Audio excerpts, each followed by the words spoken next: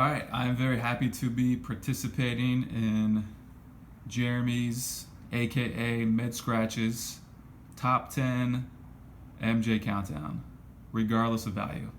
It's been a long time coming. I've been putting it off. So hopefully this video does not get interrupted and we're able to complete the top 10. But you never know.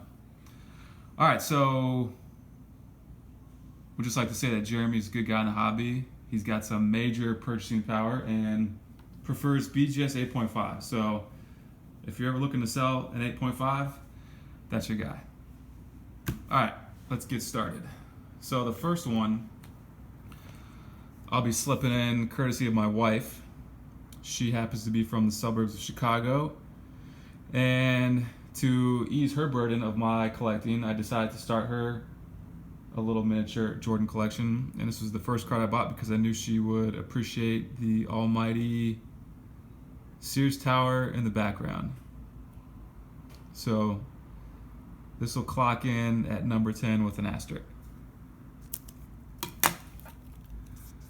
All right, number 9 is 97 Skybox Premium Competitive Advantage. Like, by and large, in comparison to all the other mid to late 90s inserts, this one is very muted. There's no refractor finish, there's no embossing, there's no etched foil. It's a sort of simplistic, elegant card, and I love the Roman layout. But the name itself of the insert, Competitive Advantage, really symbolizes Jordan because no one had more of a competitive advantage. So in my opinion, this should be a one card insert, but alas, there are other players if you don't collect Jordan. All right, coming in at number 8 is the 96 Scoring Kings Plus. This card is, to me, probably the most complicated parallel based on the etched foil. It's really hard to tell perhaps in this angle, but it's truly etched the entire card except for Jordan, except for the photo. And this was a parallel that I guess if you're not fully educated, you may look over. And it was only 1 in 96, and I think there was a 30 card checklist, but it's just so hard to come by, and the pop report is very low in comparison to similar Jordans with similar odds. So it's also a nice evolution of the 93 Scoring Kings, which we might get to later. Great photo as well. All right, number 7. I happen to have twins because one was potentially lost in the mail and I had to have another one, and then the lost one arrived. But it's the 1998-99 Upper Deck game jersey Michael Jordan. And what's really cool about this is that even though the year before Upper Deck introduced the game jersey series, the 97 version featured a swatch from the 92 All-Star game. So 1 year later, when they dropped this was the first ever game jersey to feature Jordan in a Bulls uniform and feature a Bulls swatch. And to make it even cooler, it's dated from the 1992-1993 season, which was a championship season when they beat the Suns and completed their first three-peat. So in terms of historical importance, I feel like this Jordan card probably needs a little bit more attention based on those two factors. All right, number 6. This will probably be on a lot of people's top 10 list, but it's the 93 Scoring Kings. And to me, this just sort of symbolizes the ushering of the new era of inserts where technology was coming into play. This was a full foil card, and there was such a chase for this card. I mean, as a kid, I was 9 when this card came out, and it was unattainable as a 9-year-old. So, and now it's still unattainable for all 9-year-olds based on current prices. But to me, this just represents the new era as Jordan was retiring. All right, next up is the 1996 Fleer Thrill Seekers, which has a nice 3D effect to it. This is my third copy, as I've always been on the hunt for the nicest looking 9 as possible, which is what I PC, and this is just features such an awesome aesthetic, and it's got that technology which in the hobby is referred to as lenticular, which is a word I never heard before, but it's certainly a bygone technology because no one utilizes this technology anymore.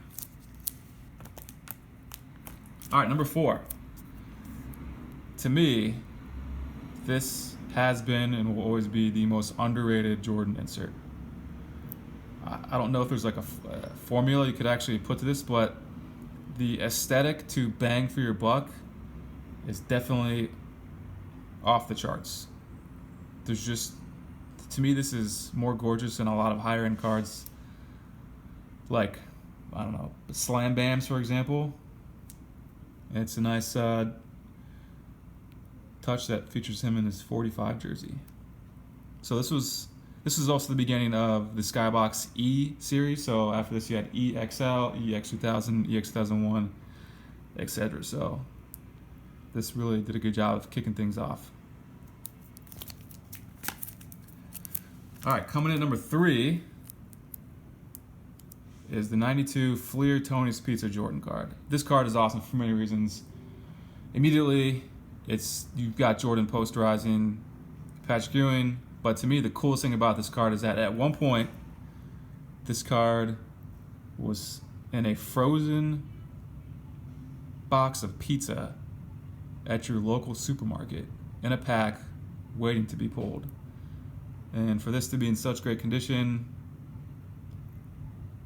and to have been in a commercial freezer is pretty sweet. Love this card. All right, this next card, I would say a portion of the proceeds that went to this card came courtesy of Joshua Keane, who I had to sell my 98 Topps Chrome Preview Refractor Jordan BGS 8.5 to help fund for this, which that 8.5 Chrome Refractor was in my top 3.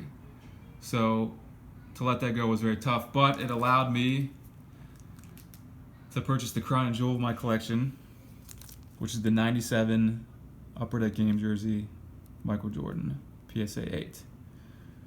This one looks like a solid 8, maybe even a little bit nicer, but I love this card because it's the first ever game jersey. It features Jordan in the 92 All-Star uniform, which that game was played in Orlando, where I'm from. I remember watching that game as a kid. And in 98, when I was visiting my grandma in a small Pennsylvania town, went to a card store and read about this card in a Beckett for the first time. And it's just sort of been a carrot dangling in front of me my entire life. And 22 years later, to be an owner of this card is just a true joy of the hobby for me. There's another picture of him throwing it down in Orlando. All right, number 1, to me this is not only is it my favorite card of all time, but I think it's the most beautiful card of all time. And this card right here, not this particular copy, but this card right here helped form a hobby friendship with Chris, aka House of Jordans, where I had a card that he truly wanted, and that was the 61 Classic, or Fleer Classic 61 Jordan, numbered at 61 PSA 9, which I had for a couple of years, and he had a BGS 9.5 Fleer Hot Shots, which I really wanted. And it took us a lot of time and a lot of persistence from Chris, but we put together a deal, which most importantly formed a hobby friendship. So while this isn't the BGS 9.5, I was able to sell that, pick this up, and pocket some cash for some other Jordans. This card to me just is the apex of the hobby. I think 96, 97 was the greatest year of inserts, and this picture of Jordan and how the ball plays into the die cutting. It has a nice matte texture for where the basketball is at. It's got some gold foil stamping, and then the flame is a nice gloss, topped off with a very subtle embossing effect. To me, this is the best card ever. All right, that concludes the top 10. Hope you guys enjoyed.